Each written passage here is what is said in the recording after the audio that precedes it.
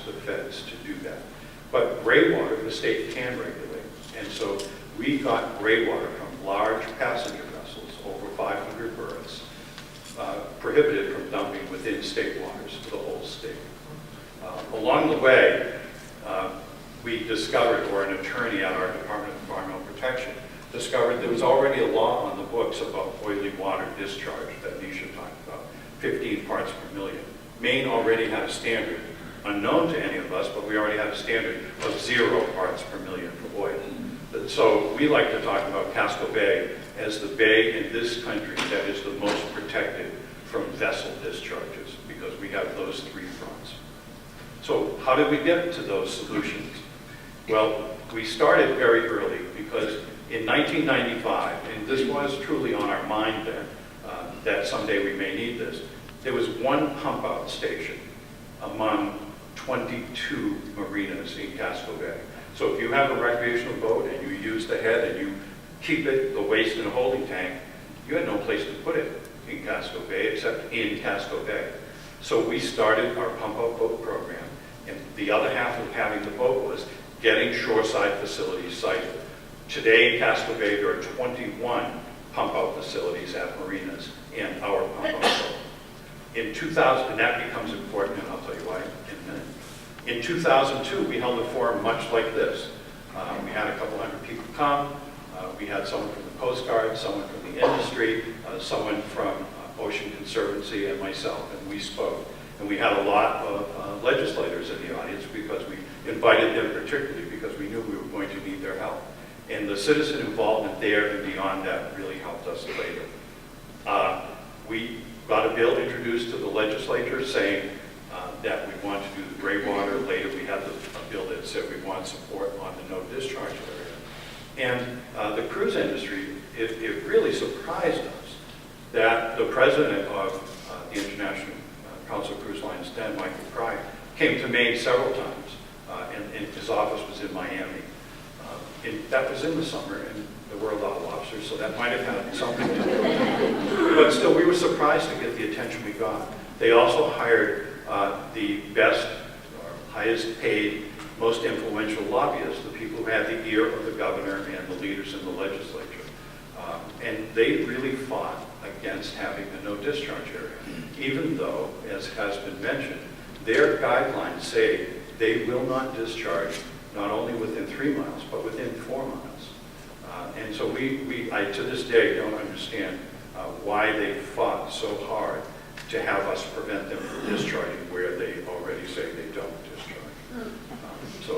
And like I say, I'm not being foolish or funny about that. I don't understand why that's the case. And then we went on, the legislature was confused. They were confused by these issues. We had the cruise industry on one hand saying we don't do this and this isn't an issue and trust us, and me on the other side, local boy makes good, saying there are some issues here and there are some concerns, and we're not saying that they are dumping sewage in our harbor right now, but the cruise industry has done that in other places, and we just want to make sure to protect our waters as best we can. So the legislature said, let's get a stakeholder group together, let's talk about this, let's come up with the facts and see what happens.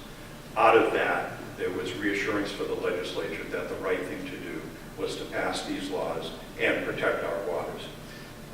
We ended up getting the no discharge zone, but before we did, the cruise industry lobbied the governor to first give Casco Bay, remember that map, the whole bay, make it a no discharge zone, except Portland Harbor. Of course, that is the only place cruise ships go. They come straight into the harbor, dock, and go straight out again. And they would be all right if we would take Portland Harbor out of it. That didn't work. And then they said, well, exempt advanced wastewater treatment system. And that makes some sense. There are some pros and cons there. But the issue is, you can't do that under the Clean Water Act. It would break the Clean Water Act if we did that. And home of Senator Muskie, author of the Clean Water Act, we didn't think Maine wanted to be the place that did that. So we had to. We did education, we did forums, we did collaboration with a lot of people, including Dr. Klein, who helped us us out tremendously, 10, 8, and to the present. We saw a lot of scare tactics and untruths, a lot at the legislative level, and we had to fight those back calmly with facts. We did a lot of media outreach, and to help us, we asked our members and citizens to call their legislators, and 276 people contacted their legislators, and that is a mandate. In Maine, 3 phone calls to your legislator is really important. 276 people, that's almost as many people as we have in the legislature. But in the end, we still weren't winning. And so we got a Republican representative and a Democratic representative to ask for us to have a meeting with the governor. That's the governor on the left. You can figure out which one's me. And we talked to the governor, and he took our point against his staff's recommendations because the cruise industry had convinced our Director of Economic Development and the head of our Environmental Protection Agency that if we passed this law, the cruise industry would consider Maine unfriendly to the cruise business, and they would not bring cruise ships to Maine anymore. But the governor sided with us. This graph just shows the growth of cruise ships in Portland. It may seem like there's a big peak, but on the left half of this graph, those are the older ships. We actually didn't have a dip in passengers as that dip in 2003-4 shows. Dip in ships, but we had the same amount of passengers. That law was passed in 2004. I don't know if you can see that from there. But you can see this goes to today, 70 cruise ships.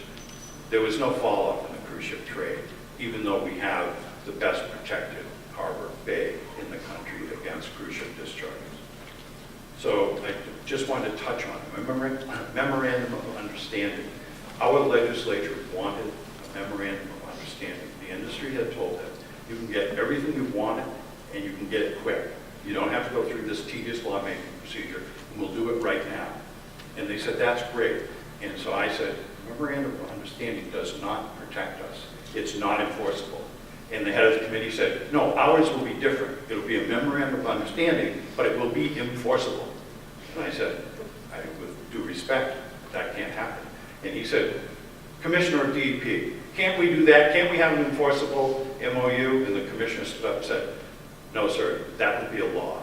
An MOU is unenforceable.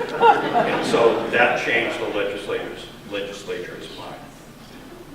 This year, we're going to have 70 cruise ship visits, much like yours, and 75,000 passengers.